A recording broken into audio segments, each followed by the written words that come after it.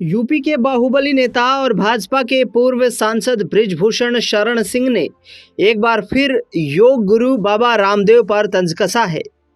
उन्होंने कहा कि रामदेव की बात छोड़िए, न जाने कितने रामदेव पैदा हो गए। रामदेव तो मिलावटखोरों के जगत गुरु और सम्राट हैं। उन्होंने खाद्य पदार्थों में मिलावट को लेकर सरकार और व्यवस्था पर सवाल उठाया। कहा कि जब तेल 225 रुपए प्रति लीटर की लागत से तैयार होता है तो वह 130 रुपए में कैसे बिक जाता है। मेरे क्षेत्र में एक बड़ी तेल फैक्ट्री में 60% भूसी का तेल और 40% असली सरसों का तेल मिलाकर बेचा जा रहा है। इसे रोकने का काम सरकार और संबंधित विभागों का है, लेकिन वे अपनी जिम्मेदारी नहीं निभा रहे हैं। गोंडा के खाद्य विभाग को नकली पनीर बनाए जाने की सूचना दी थी। विभाग के अधिकारी मौके पर गए, 2 लाख रुपए लिए और चले गए। इसके बाद नकली पनीर का उत्पादन जारी है। उन्होंने दावा किया कि हर चौराहे पर नकली पनीर बन रहा है। बता दें आपको कि बृजभूषण शरण सिंह ने पराली और प्रदूषण के मुद्दे को लेकर भी व्यवस्था को दोषी ठहराया है। दिल्ली समेत अन्य जगहों पर खराब वायु गुणवत्ता सूचकांक और पराली जलाने के मुद्दे पर बृजभूषण शरण सिंह ने कहा कि व्यवस्था दोषी है।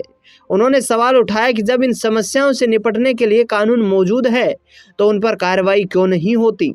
एक छटाक मिट्टी निकालने पर पुलिस पहुंच जाती है तो फिर पराली जलाने या अन्य तरीके से प्रदूषण करने पर क्यों नहीं। बता दें आपको कि बृजभूषण शरण सिंह ने कहा कि बालू कहीं मिल जाए तो लेखपाल पहुंच जाता है, मिट्टी निकाली जाए तो लेखपाल पहुंच जाता है, लेकिन गांव में धू धू कर पराली जल रही है, उसके लिए भी कानून है। सीधे सीधे पूरा कानून डीएम के अधीन है तो उसका पालन क्यों नहीं होता है। मैं किसी के ऊपर आरोप लगाने के लिए नहीं बैठा हूं, लेकिन ये आम पीड़ा है, आम जनमानस की पीड़ा है, जिसको लेकर मैं सवाल उठा रहा हूं। हमने अपने ही देश को अपने हाथों से नरक बना दिया है। लोगों की जिंदगी कम हो रही है, दुर्घटनाएं बढ़ती नजर आ रही है, सांस की बीमारियां बढ़ रही है। यह कोई दैवीय आपदा नहीं बल्कि मानव जनित समस्या है। बता दें आपको कि बृजभूषण शरण सिंह ने गाड़ी के धुएं पर भी सवाल खड़ा किया। उन्होंने कहा कि गाड़ी का धुआं दिखाई देता है, लेकिन पराली जलती हुई दिखाई नहीं देती है, धान का खेत दिखाई नहीं देता है। उन्होंने कहा कि यह गाड़ी पकड़वाने का खेल है, यह बड़े लोगों और उद्योगपतियों का खेल है, जिसमें अधिकारी भी शामिल हैं।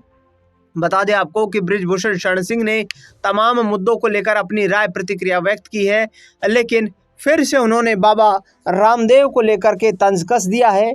देखना बेहद दिलचस्प रहेगा कि बृजभूषण शरण सिंह 2027 की राजनीति में किस भूमिका में यूपी में नजर आते हैं। इस खास रिपोर्ट में फिलहाल इतना ही।